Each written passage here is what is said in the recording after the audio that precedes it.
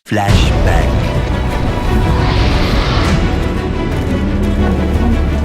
Alright, so I think one right behind us. End of flashback.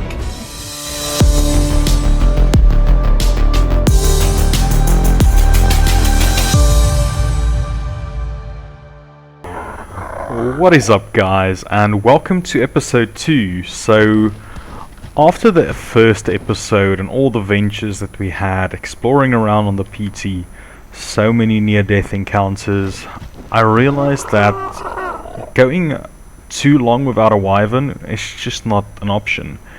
The Griffins I've been seeing have all been level 15 or worse, so getting a Griffin as well at this point in time, I'm just not getting lucky with the levels. So I decided to risk it all on day 6, and we are heading out to try and go get some Wyvern eggs. So me and Scout flew over towards the Wyvern Trench. Ah yes, my good old friend, the Wyvern Trench. The Wyvern Trench can be a treacherous place, especially with the wrong flyer. Our mission today: fly in, grab an egg, hopefully get the Wyvern stuck on the trap, and get the hell out of there.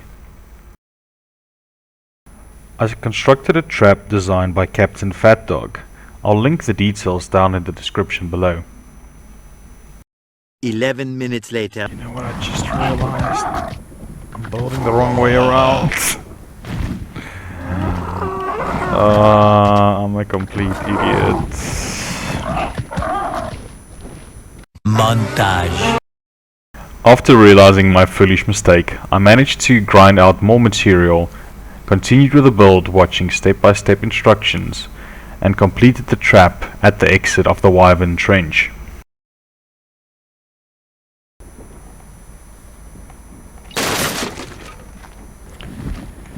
So with that, the trap was in place. Let's go get us some eggs. A few moments later. He's way too close. So usually you don't find one in this trench area itself.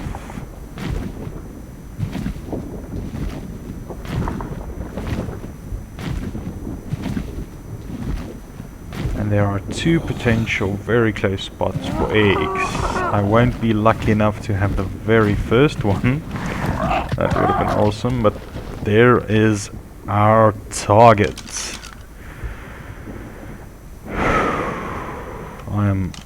I'm so nervous. I'm so nervous. After spotting the egg we wanted, we were in pursuit. So I'm not even going to try and look around at this point in time. The egg itself turned out to be a really good find. It was such a high level. We had to have it. Got a good level. Now we need to get the hell out of here. Making my way out, I thought I didn't have a tail behind me, and we were in the clear. It wasn't until I decided to look back. Alright, so I think we've got one right behind us. Oh. I couldn't believe my luck at how I managed to dodge 2 of his lightning strips, so I definitely had to get a slow motion replay to see that again. If just a single one of these hit me for more than 2 seconds, this PT and most likely I would have been a goner. I have no idea how he just missed me, but for science, I would go even closer to see how well this trap design of Fatdog works.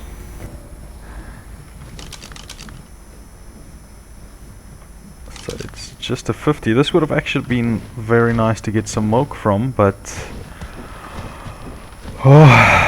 that was close. That was really close. After the egg shopping and crazy adrenaline rush, nightfall was upon us, so me and Scout made the journey back to base. We got back and enjoyed the view of our egg, knowing it won't incubate, but just seeing it celebrating over some cooked steaks, and waiting over the next day as we'll try to get ourselves some air conditioning set up and get this egg hatched. The next day. The next day, me and Timmy, along with the Anki, did a lot of farming. We gathered up so much wood, thatch and stone and started working on some structures to give our little bit of a base foundation, an actual structure around it, and start turning it into a home where we can live for the next 100 days. Several song-filled hours later. After making a whole bunch of structures, we started building and expanding on the base itself. Later that same evening. We then flew off to a nearby location in search of some silica pearls. We went diving in the shallow waters, grabbed as much silica pearls as we could, in the hope that we would have enough to make all the acorns needed to hatch our newly found wyvern egg. Early the next morning. Day 8, still a lot of farming. I tried not to put too much of the farming in the clip itself, yet I still wanted to show you a little bit of what was going on with the build. I decided I would have an area to keep the tames itself, next to a farming area and a small breeding area in the bottom. So me, Timmy and the Anki continued farming as much building materials as we possibly could, to see if we could finish making all the structures before the dawn of the next day.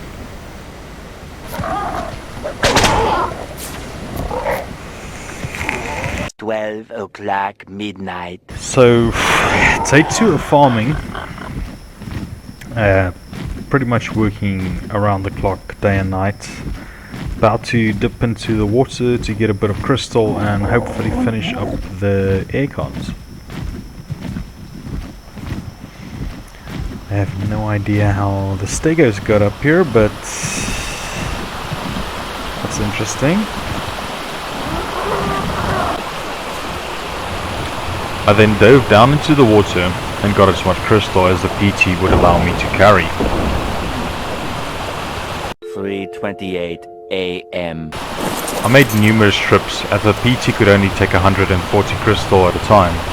And we noticed a dead stego in the water. I think that stego wanted to follow my example with the crystals, but it didn't come out so lucky. In tribute of our dead friend, we would call this spot from now on Stego Mountain. 7:59 a.m.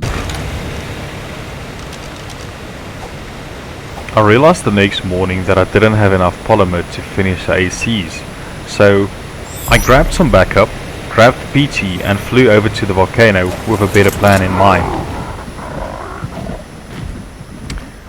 So I decided to take the Rex with me, hopefully get some levels, and this time we won't get caught off guard by the mantis and all the insects as quickly as we did last time. We arrived safely at the volcanic area. We found a good spot, threw out our rigs, cryoed the PT, and the mantis hunt started.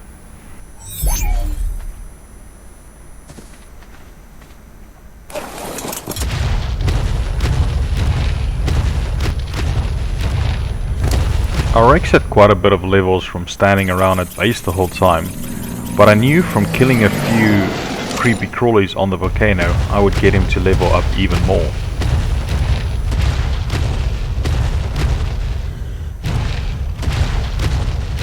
Yeah, Mr. Mantis, not so strong anymore now, are you?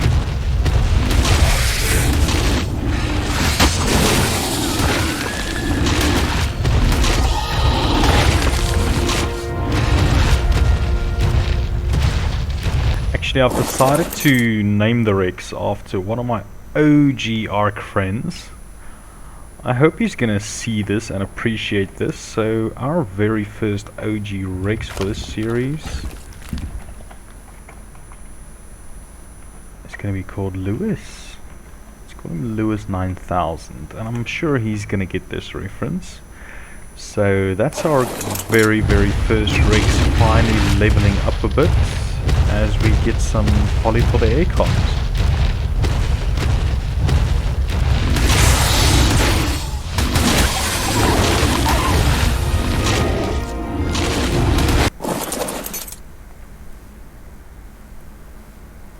Once we had enough poly, we threw the PT back out, made sure there were no nasties in the area, cryoed up the rakes, hopped on the PT, and we were heading back to base again.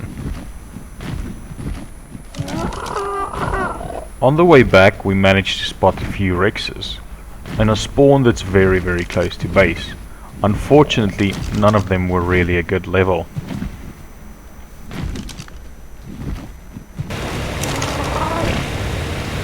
We made it back with all the poly. While we waited for metal, we started constructing some of the ACs we would need. Montage. We finally got a generator, placed some cables, started placing some of the ACs that were already done, and our hatchery was starting to come nicely together. Since it was raining, I decided to build a roof so the tames would no longer get wet. I also placed a giant hatch frame so the PTs could easily fly in. We built some stairs and put railings around the hatchery. Of course, we had to add some lights. Okay, maybe a lot of lights, because it does get super dark. At the end of the day, I look back on the work that we've completed. I tested the hatchery to see how easily the PT can fly in.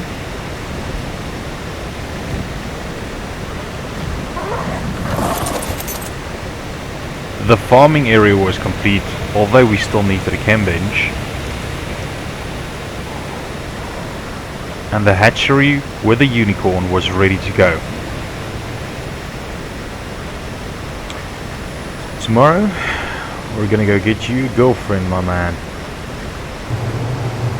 Just before the break of dawn, I decided to hatch the Wyvern, as it would help a lot with scouting the next day. I'm gonna name this one Logose, after my good buddy on Genesis. He is crazy about Wyverns, so I'm sure he's gonna appreciate this one. Oh wow, it grows so quickly on these rates.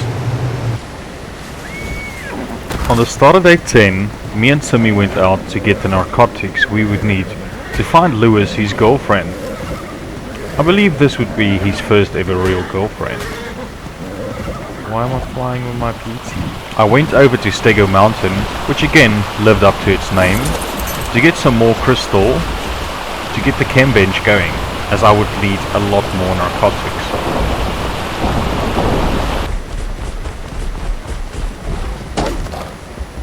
I then decided to get a little bit more stone, wood and thatch while I was out, to start making a little bit more structures, as since all the tames now had a nice place to sleep, I should probably start working on the small house that I want to place next to the farming and dino pen. Timmy didn't like farming, because every time I would finish hitting a tree, I would hit Timmy. Although we had a very nice, slow, romantic moment running to one another. It's like running in a field of daisies. So I believe Timmy forgave me. After the farming, I started making as much structures as I possibly could with the material I just gathered. And we ran back to base, testing the new entrance. It worked quite well.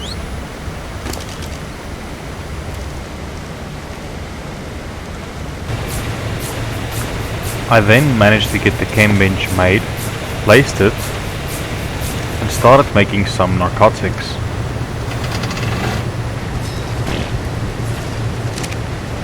Feels so much better flying with one of these. I just actually want to go kill one thing quickly, so...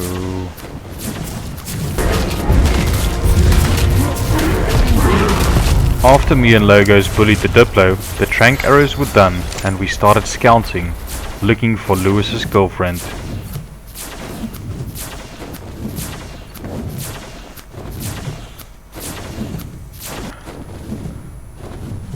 Ooh, that is her. That's the one. That's what we want. I think that's the tech rigs I actually saw yesterday. Let me just make sure this guy is on passive.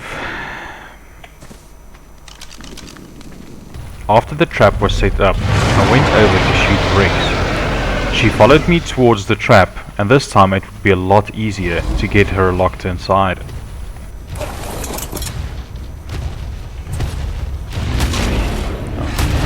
That's the nice thing about being on top of a Wyvern. You get that extended placement range. Alright, let's get us some new frames. We started shooting her with arrows and we realized how fast our health was dropping. A little bit worried about my health being in the cold here. You see it is still dropping quite a bit. Hopefully I can get him knocked before I have to run. A few minutes later. I started shooting the rakes as quick as possible.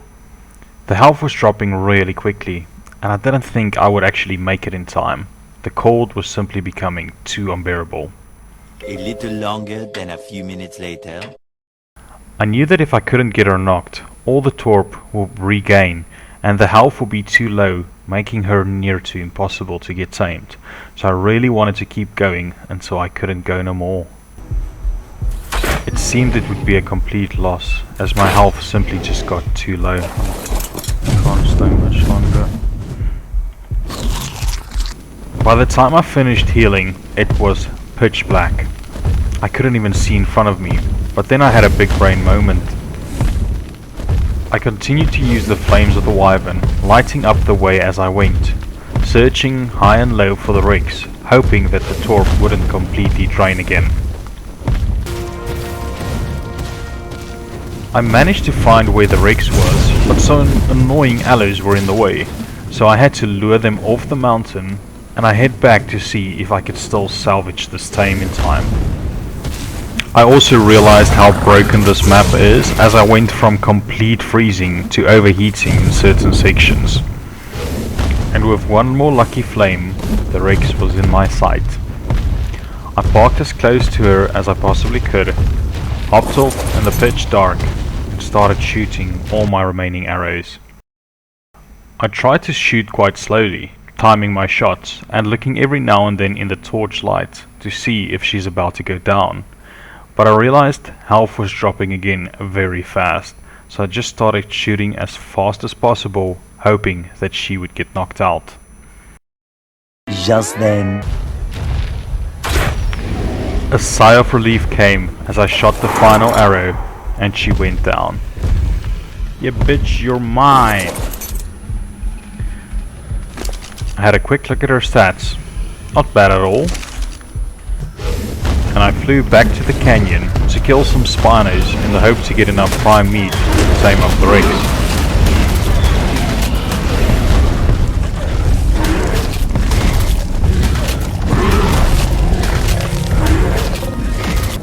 After killing the spino, I flew the prime meat back to the rakes, put it in their inventory, and decided I would just simply watch from the safety of my home with a taming bar until she completes, as the cold again was simply too much to bear.